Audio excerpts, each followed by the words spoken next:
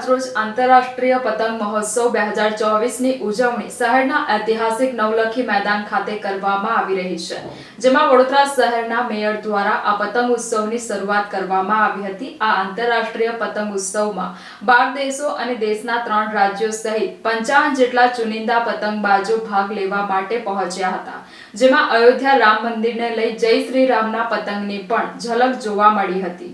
વડોદરા શહેરના ઐતિહાસિક નવલખી મેદાન ખાતે આંતરરાષ્ટ્રીય પતંગ મહોત્સવનું ગુજરાત પ્રવાસન નિગમ, વડોદરા મહાનગરપાલિકા અને જિલ્લા વહીવટી તંત્રના સંયુક્ત ઉપક્રમે આયોજન કરવામાં આવ્યું હતું। આંતરરાષ્ટ્રીય પતંગ મહોત્સવ 2024માં વિવિધ 11 દેશના 37 વિદેશી પતંગબાજો તેમજ દેશના દિલ્હી, કર્ણાટક અને પંજાબ એમ 3 રાજ્યોના 18 પતંગબાજો સહિત કુલ 55 પતંગબાજોએ દેશી તેમજ વિદેશી પતંગો વ્યોમમાં લહેરાવી વડોદરાના આકાશને અવનવા રંગોથી ભરી દીધું હતું। ભગવાન શ્રી રામની ઝાંખી કરાવતી તેમની તસવીરવાળી પતંગે ખાસ આકર્ષણ જમાવ્યું હતું, જ્યારે મહારાષ્ટ્રના પતંગબાજે એક જ દોરી પર 77 પતંગ હવામાં લહેરાવી પોતાની કરતબ દ્વારા લોકોનું ધ્યાન ખેંચ્યું હતું। વડોદરા શહેરના મેયર શ્રીમતી પિંકીબેન સોની, ધારાસભ્ય કેયુરભાઈ રોકડિયા, સ્થાયી સમિતિના ચેરમેન ડોક્ટર શીતલ મિસ્ત્રી, અગ્રણી ડોક્ટર વિજયભાઈ શાહ, મનપા કમિશનર દિલીપ રાણા, કલેક્ટર અતુલ ગૌર આકાશમાં રંગબેરંગી બલૂન્સ છોડીને આંતરરાષ્ટ્રીય પતંગ મહોત્સવનો પ્રારંભ કરાવ્યો હતો। મનપા કમિશનર દિલીપ રાણા અને કલેક્ટર